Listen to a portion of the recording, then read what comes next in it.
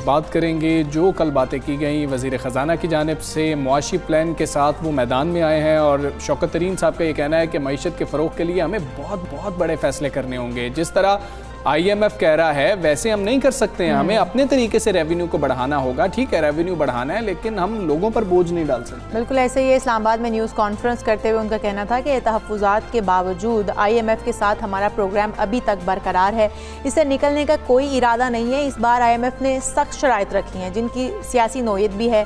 शौकत तरीन ने यह भी बात वाज़ेह की है कि बिजली की कीमतें बढ़ाना रेवेन्यू इजाफे का वाहिद तरीका नहीं है, इसके अलावा भी बहुत सारे तरीके इस्तेमाल किए जा सकते हैं। वज़ीर-ए-आज़म बिजली की कीमतें मजीद बढ़ाने के हक में बिल्कुल नहीं है। हाँ जी, और बिजली की कीमत बढ़ाएंगे तो महंगाई बराह रास्त बढ़ती है। हमें सर्कुलर कर्जे जो हैं उनको कम करने के लिए इकदाम करने होंगे क्योंकि आम आदमी महंगाई के बायस शदीद मुश्किलात का शिकार है। उन्होंने कहा है कि जी कि कोरोना की वजह से बहुत ज़्यादा हमें परेशानी का सामना करना पड़ा है, लेकिन अब हमने मुआशी इस्तेहकाम से निकल कर ग्रोथ की तरफ जाना है। और वज़ीर ख़जाना का कहना था कि लोग टैक्स नेट में इसलिए नहीं आते हैं क्योंकि उनको हिरासा किया जाता है। ये बहुत अहम बात थी जो बिल्कुल ऐसा ही है। और उन्होंने कहा कि टैक्स नेट में आने वालों को हिरासा ना किया जाए। इस हवाले से मेरे ख्याल में हमें बात भी कर लेनी चाहिए, माहिरीन ले लेनी चाहिए। हमारे साथ मौजूद हैं टैक्स एक्सपर्ट ज़िशान मर्चेंट साहब। ज़िशान साहब, बहुत शुक्रिया आपके वक्त का।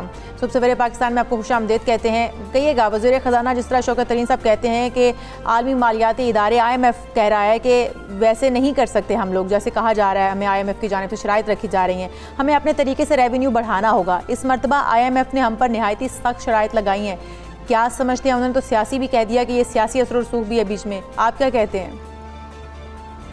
देखिए, जब हम IMF के प्रोग्राम में गए थे तो ये तो हमें पता था कि हमारे पर सख्त कंडीशंस लगेंगी। हमें ये भी पता था कि हमें बहुत सारे वो फैसले लेने पड़ेंगे जिसके हम इस वक्त मुतहम्मिल नहीं है। हमें ये भी पता था कि हमारी इकॉनमी जो है वो मुस्तकिल नीचे जाएगी शुरू में, लेकिन अगर हमने सही फैसले किए तो उसके बाद जो है कहीं ना कहीं होप होगी और कहीं ना कहीं चीज़ें बेहतर होना शुरू होगी।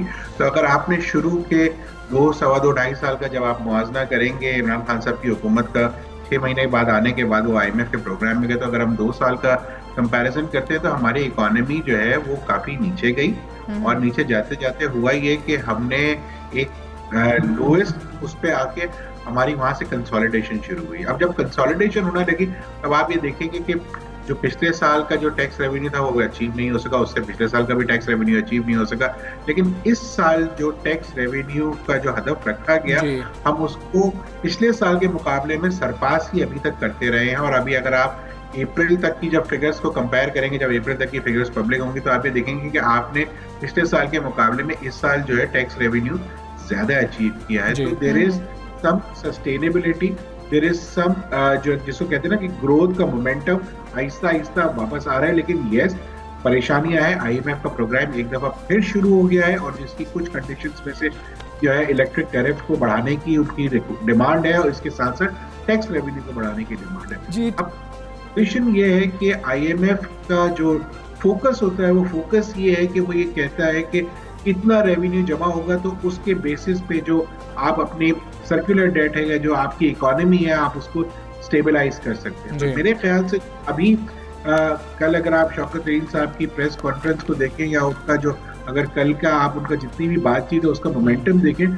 तो उससे नजर ये आता है कि वो IMF को ये बात वाजे कर चुके हैं कि हम इस वक्त ना टैक्सेस के हजम को यानी टैक्सेस के रेट्स को नहीं बढ़ा सकते और सिमिलरली हम जो है इलेक्ट्रिक के भी रेट्स को नहीं बढ़ा सकते, ये डायरेक्ट कंट्रीब्यूट करेंगे इन्फ्लेशन की तरफ। अलबत्ता उन्होंने ये जरूर कहा है कि देखिए हमारे पास रेवेन्यूज बहुत सारे हैं कि जिसकी बेसिस पे रेवेन्यूज को बढ़ाया जा सकता है और वो उस पे एक्सप्लोर करना चाहते हैं और उस पे उन्होंने बात की है। और जो इस वक्त शायद एक ब्लेसिंग इन डिस्गाइज जिसको आप कहें, वैसे तो दुनिया में इसने सारी दुनिया को अपने चंगुल में फंसा के रखा हुआ है, लेकिन पाकिस्तान के लिए जो थोड़ी सी ब्लेसिंग है इस वक्त वो ये है कि जो ये 3rd वेव ऑफ कोरोना है उसमें जो है IMF जो है वो अब दुनिया के साथ जिस तरह से दूसरे ममालिक में फ्लेक्सिबल हो रहा है इसी तरीके से वो पाकिस्तान के साथ भी फ्लेक्सिबिलिटी शो करेगा।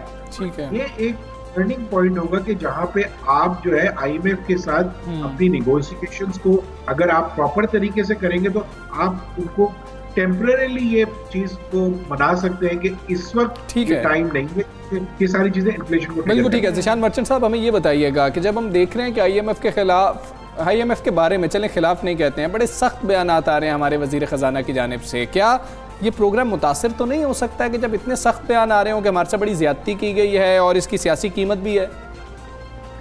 मैं नहीं समझता कि इन बयानात से कोई बहुत ज़्यादा फ़र्क पड़ना चाहिए। देखें, ये बयानात जो हैं ये बहुत दफ़ा जब दिए जाते हैं तो पब्लिक प्लीजर होता है, पब्लिक को बताया जाता है कि हम IMF की हर बात को जिस तरह से IMF डिक्टेट कर रहा है वो नहीं मानेंगे और नहीं मानना चाहिए भी। IMF का जो रोल पाकिस्तान के लिए है, देखिए अभी आपने IMF से टोटल जो आपको मराद मिली वो $6 बिलियन की है, जिसमें से आपने $2 बिलियन अभी तक किए, तो आपने 1/3 उनसे जो है अभी तक पैकेज दिया।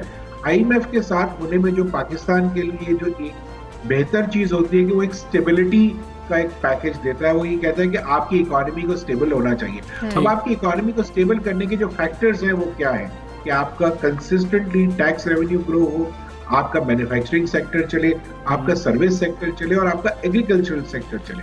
तो आप ये देखेंगे तो सर्विस सेक्टर में तो पिछले कई सालों में पाकिस्तान की ग्रोथ बड़ी जबरदस्त थी। जो बड़ी मायूस परफॉर्मेंस थी वो पिछले साल लार्ज स्केल मैन्युफैक्चरिंग की थी, लेकिन अगर आप इस साल उसको देखें तो लार्ज स्केल मैन्युफैक्चरिंग जो है इस साल बड़ी अच्छी तरीके से इम्प्रूव की है, इन्वेस्टमेंट हो रही है और इन्वेस्टमेंट के साथ साथ नई नई एक्सपोर्ट्स के ऑर्डर मिल रहे हैं। जो कोविड की वजह से पिछले साल जो दुनिया से एक्सपोर्ट के ऑर्डर्स कुछ हिट हुए तो वो पाकिस्तान को भी कुछ ऑर्डर्स मिले और अब आपका टेक्सटाइल सेक्टर जो है वो ऑप्टिमम लेवल पे परफॉर्म कर रहा है। तो मेरे ख्याल से जो है वो ग्रोथ लार्ज स्केल मैन्युफैक्चरिंग की जो है, अगर इसमें इस वक्त जैसे कल शौकत तरीन साहब ने भी फरमाया कि अगर फॉरेन डायरेक्ट इन्वेस्टमेंट हमारे मैन्युफैक्चरिंग सेक्टर में आती है जो कि इस वक्त ना होने के बराबर है, तो उससे आपकी ग्रोथ को जो है और इम्पेटस मिलेगा और यकीनन जो है आप अपने जो अहदाफ हैं उनको किसी न किसी हद तक पूरा करने में बड़ी तेजी से कामयाब होंगे, क्योंकि सर्वाइवल का एक जो इन्हिसार है इस वक्त वो ग्रोथ के ऊपर है। प्राइम मिनिस्टर साहब जो है कंस्ट्रक्शन पैकेज अनाउंस किया हुआ है, अगर उसमें जो है तेजी आती है तो वो यकीनन जो है काफी सारे सेक्टर्स को लेके आगे बढ़ेगा।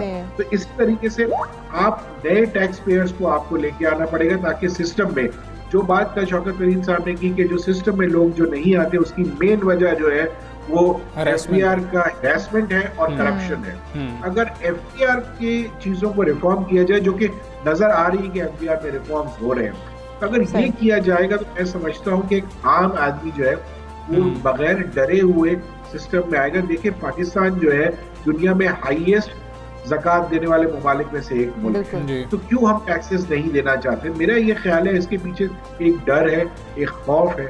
अगर इस डर और खौफ को दूर कर दिया जाए और आहिस्ता आहिस्ता प्रॉपर तरीके से आया जाए तो मैं नहीं समझता कि कोई वजह नहीं है कि टैक्स रेवेन्यूज बहुत ज्यादा तेजी से बढ़ सकते हैं। बिल्कुल ऐसे। अच्छा ज़िशान साहब, हम आम आदमी की बात कर रहे हैं, महंगाई की बात करते हैं हम बार बार, और इस वक्त शौकत तरीन साहब को लाया भी यही टास्क देकर गया है कि वो महंगाई पर कंट्रोल करेंगे। बिजली की कीमतें हम देखते हैं बढ़ जाती हैं, पेट्रोल की कीमतें हम देखते हैं कि आए रोज़ बढ़ी रहती हैं, लेकिन शौकत तरीन साहब दूसरी तरफ ये भी कहते हुए नजर आते हैं कि जो हम देख रहे हैं रेवेन्यू बढ़ाने का एक तरीका जो है वो बिजली के रेट्स बढ़ाना ही नहीं है। इसके बावजूद हम देखते हैं कि बढ़ते चले जाते हैं, फिर वजूहात क्या हैं, क्यों बढ़ा दी जाते हैं रेट्स?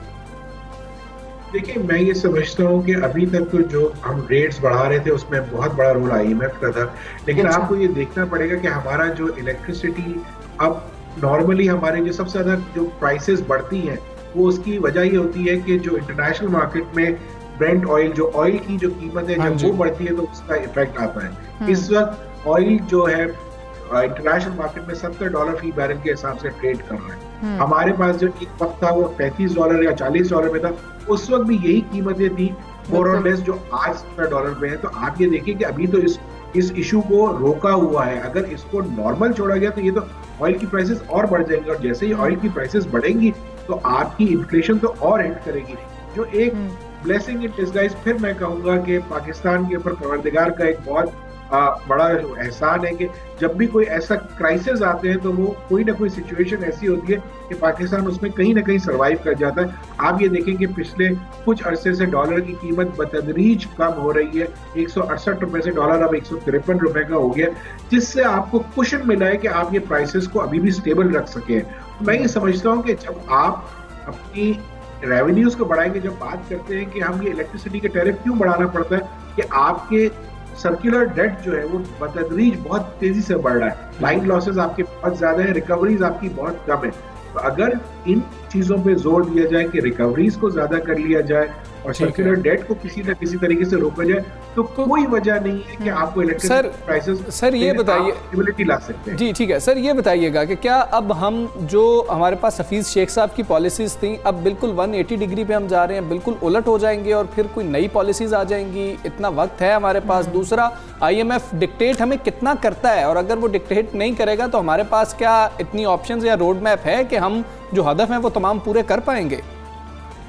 देखिए मैं आपको ये बताऊं, जब भी कोई भी मुल्क जब IMF के प्रोग्राम में जाता है तो उसमें जैसे मैंने अभी आपको कहा कि स्टेबिलिटी का एक वो होता है कि स्टेबिलिटी आती है, और जब दुनिया देख रही होती है कि जब IMF के प्रोग्राम में कोई भी मुल्क होता है तो वो IMF की कंडीशंस को पूरा कर रहा होता है, और जो उसमें उसकी वजह से जो वर्ल्ड बैंक या एशियन डेवलपमेंट बैंक या जो दूसरे लेंडर्स होते हैं उनको सिक्योरिटी मिलती है कि हाँ ये मुल्क जो है डिफॉल्ट की तरफ नहीं जाएगा और ये चीजों को आहिस्ता आहिस्ता बढ़ाएगा। तो ये एक IMF के प्रोग्राम में जाने से होता तो ये कि दुनिया आपको देखती है और वॉच करती है और आपको वर्ल्ड बैंक और दूसरे बैंक्स या दूसरे लेंडर्स भी लोन्स देते हैं। तो एक तो ये बेहतरी होती है, लेकिन यकीनन जब IMF के प्रोग्राम में आप जाते हैं तो वो अपना पूरा एक प्लान आपको देता है कि किस तरीके से आपको रेवेन्यूज को बढ़ाना है।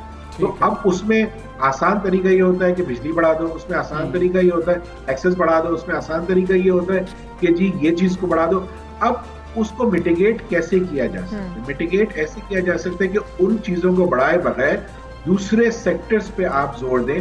फॉर इंस्टेंस मैं आपको बताऊं कि IT का जो सेक्टर है, IT की जो एक्सपोर्ट ग्रोथ है पाकिस्तान में वो फिनोमिनल है। पिछले कई सालों से पाकिस्तान जो है वो $1 बिलियन की एक्सपोर्ट को अचीव नहीं कर पा रहा था। इस दफा ना सिर्फ उसको अचीव किया बल्कि सरपास किया है। तो अगर IT का पोटेंशियल देखें तो IT जैसे कल शौकत करीम साहब ने भी फरमाया कि 65% से ग्रो कर रहा है। अगर ये ग्रोथ है वो 100% होती है तो 2 सालों में $8 बिलियन का एक्सपोर्ट का आपके पास पोटेंशियल है। इस वक्त आपका जो पड़ोसी मुल्क है इंडिया वो IT का 300 बिलियन से ज्यादा की एक्सपोर्ट कर रहा है। तो आपको तो ऐसे पॉलिसीज लेके आनी चाहिए कि ये पाकिस्तान की IT एक्सपोर्ट जो है वो 10, 20, 25 और $30 बिलियन से बढ़ जाए, और आपका जो इन्हिसार टेक्सटाइल पे इस वक्त सिर्फ है वो शिफ्ट होकर IT ओरिएंटेड एक्सपोर्ट पे हो जाए। जब आप IT एक्सपोर्ट को बढ़ावा देंगे, जब IT एक्सपोर्ट को आप उनको पैकेजेस देंगे कि वो प्रॉपर तरीके से परफॉर्म कर सके, तो पोटेंशियल तो बहुत है। और जब ये एक्सपोर्ट बढ़ेगी यकीनन फॉरेन एक्सचेंज पाकिस्तान में आएगा जिसकी बेसिस पे आपके पास कुशन भी होगा और आपके रेवेन्यूज भी बढ़ेंगे। ठीक है ज़िशान मर्चेंट साहब, बहुत शुक्रिया आपका। सुबह सवेरे पाक से आप बात कर रहे थे और जो कल वज़ीर ख़जाना साहब ने बातें की उसके ऊपर अपनी राय रख रहे थे और कह रहे थे कि बिल्कुल दुरुस्त बातें हैं, वो उनसे मुत्तफ़िक हैं वैसे वज़ीर ख़जाना साहब से। और वैसे देखते हैं कि जो शौकत तरीन साहब पॉलिसीज़ लाना चाह रहे हैं या जो चेंजिंग्स वो करना चाह रहे हैं, आउट ऑफ द बॉक्स जाके जो फैसले वो कर रहे हैं वो कितने पाकिस्तान की मईशत के लिए सूदमंद साबित होते हैं। हम आगे बढ़ते हैं, कुछ और बात कर लेते हैं। पाकिस्तान में जो चंद ख़ानदान हैं, हम बात करते हैं हमेशा कि वो हर जगह पर छाए होते हैं, तो इस वक्त भी दौलत के हमालिया पर भी वो काबिज़ हैं। मुल्क की दौलत चंद ख़ानदानों के हाथों में इधर से उधर ट्रांसफ़र होती है और सिमट कर रह गई है। इसीलिए आवाम जो है वो गुर्बत के बोझ तले दबे चले जा रहे हैं। हाँ, जिस शोबे में नज़र डालें वहाँ हमें मखसूस अफराद, मखसूस ख़ानदान, उनकी इजारादारी नज़र आ रही होती है। कुछ यही हाल अब हम बात करें तो पाकिस्तान स्टॉक एक्सचेंज का भी है, जिस पर मुल्क के सिर्फ 31 ख़ानदान हैं, सिर्फ 31 ख़ानदान जो पाकिस्तान के स्टॉक एक्सचेंज पर काबिज़ हैं। ये इंकशाफ हम नहीं कर रहे हैं, Pakistan institute of development economics pied के एक मुताले के बाद सामने आया है। रिपोर्ट के मुताबिक जो KSE 100 इंडेक्स है वो कंपनीज के डायरेक्टर्स के बोर्ड ज़्यादातर उन ख़ानदानों के करीबी लोगों से भरे हुए हैं और कि जी जिन ये 31 खानदान हम इनकी बात कर रहे हैं, हाँ ये उनके नज़दीक तरीन लोगों के हवाले से। और इस मुताले में स्टॉक मार्केट में कॉर्पोरेट ग्रुप्स और उनकी मिल्कियत पर भी रोशनी डाली। बिल्कुल ऐसा ही है। कंपनी बोर्ड ऑफ डायरेक्टर्स को किस तरह कंपनी के ढांचे और पेशा वराना इंतज़ाम पर मालिक और उसके ख़ानदान के असर रसूख की जांच पड़ताल के लिए तश्कील दिया जाता है। मुताले में कहा गया है कि डॉक्टर महबूबुल हक ने तकरीबन 1967 में 22 ख़ानदानों को पाकिस्तान में माली इजारादारी की निशानदही की थी। 50 साल बाद स्टॉक मार्केट के ज़्यादातर दौलत जो है वो 31 ख़ानदानों की मिल्कियत है या वो उन्हें कंट्रोल करते हुए नजर आते हैं, करते हुए नजर आते हैं। और इसी हम रिपोर्ट की बात कर रहे हैं, मुताले की बात कर रहे हैं, तो इस नज़रिए को चैलेंज किया गया है कि स्टॉक मार्केट मजबूत मईशत की अक्कास है। हम स्टॉक मार्केट को देख रहे होते हैं और अंदाजे लगा रहे होते हैं और पाकिस्तान का मुतहर्रिक मालियाती शोबा है, इस बात को भी ये चैलेंज कर दिया गया है इस रिपोर्ट के बाद। तो ये सूरत हाल है क्या, इस पर बात करेंगे। पाकिस्तान इंस्टीट्यूट ऑफ इकोनॉमिक्स के वीसी डॉक्टर नदीमुल हक साहब हमारे साथ मौजूद हैं। डॉक्टर साहब अस्सलाम वालेकुम, गुड मॉर्निंग। ये पाइड के एक मुताले में जो सामने इंकशाफात हुए, 31 खानदान है पाकिस्तान स्टॉक एक्सचेंज पर काबिज हैं कि ऐसी 100 इंडेक्स कंपनीज के डायरेक्टर्स के बोर्ड ज़्यादातर इन्हीं खानदानों के करीबी लोगों से भरे हुए हैं, तो क्या आम आदमी मुल्क की मईशत का हिस्सा ही नहीं बन सकता सर? बहुत मुश्किल है जी, क्योंकि जो हमने निज़ाम बनाया हुआ है, जो रेगुलेटरी निज़ाम बनाया हुआ है, उसमें आम आदमी का हिस्सा हो नहीं सकता। हम इस पर बहुत काम करते हैं, बहुत देखते हैं कि आपका जो रेगुलेटरी निज़ाम है, जो कानूनी निज़ाम है, वो फेवर करता है अमीरों को। और ये स्टॉक एक्सचेंज उसकी एक बड़ी अच्छी मिसाल है कि अगर आप देखें तो डॉक्टर महबूबुल हक ने 1966 में कहा था कि 22 फैमिलीज हैं। आज 50 साल के बाद, 60 साल तकरीबन होने वाले हैं, और इस वक्त 31 फैमिलीज काबिज हैं स्टॉक मार्केट पे। तो यस, इनइक्वालिटी हर जगह होती है, पर हमारे यहाँ बहुत इनइक्वालिटी है। और दूसरी चीज़, जो बोर्ड्स ऑफ डायरेक्टर्स हैं, जो हमने एनालाइज किया है, बोर्ड्स ऑफ डायरेक्टर्स में बहुत क्लोज रिश्ते हैं। ये इतने होने नहीं चाहिए। बोर्ड्स ऑफ डायरेक्टर का मतलब ही ये होता है कि थोड़ी इंडिपेंडेंस हो, खासतौर पब्लिक के पैसे लगे हों। तो यहाँ तो बहुत ही छोटा सा क्लब है।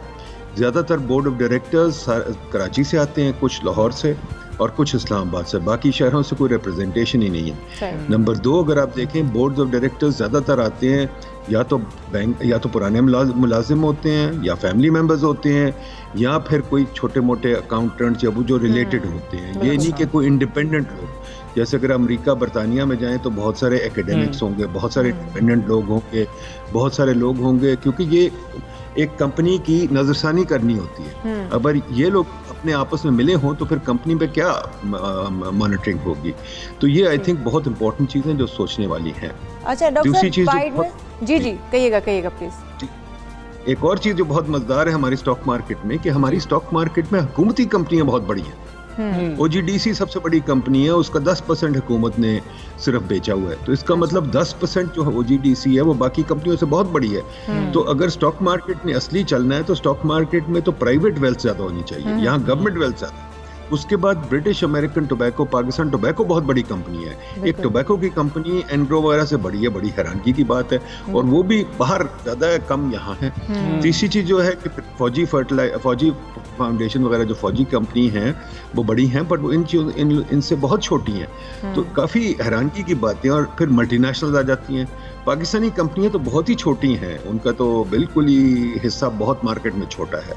तो ये भी बड़ी इंटरेस्टिंग बात है। तो ये इस किस्म की तहकीक बड़ी सोचनी चाहिए कि हमारी मार्केट की नौयत क्या है, जो हम शोर मचाते हैं मार्केट चढ़ रही है, गिर रही है, पर ये मार्केट इतनी छोटी है कि बढ़ क्यों नहीं रही। इतने साल हम इस पर शोर मचाते रहते हैं, तो ये बढ़ती क्यों नहीं है, ये भी सोचने वाली बात है। बिल्कुल ऐसे ही है। डॉक्टर साहब, पाइड की जिस तरह रिपोर्ट में 31 खानदानों की निशानदेही की गई है, तो पाकिस्तान स्टॉक एक्सचेंज पर काबिज होने से इन 31 खानदानों के मुल्क की मईशत पर किस कदर खतरनाक असरात मुरतब होंगे, और इनका हल क्या है? कोई तजावीज़ है आपके पास जो आप देना चाहें?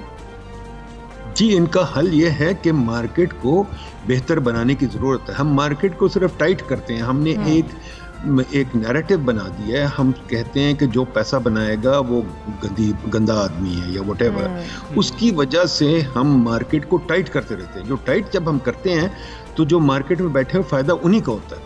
हमें मार्केट को लूसन करने की ज़रूरत है, हमें नया कैपिटल बनाने की ज़रूरत है, हमें नए बंदों को आने देने की ज़रूरत है, नई कंपनी आने देने की ज़रूरत है। अगर वो आएंगी तो मार्केट बनेगी और वेल्थ डिस्ट्रीब्यूट भी होगी। और वेल्थ डिस्ट्रीब्यूट कैसे होती है? जबकि नई चीज़ें हों, नई कंपनी आए, नई कंपनी बने।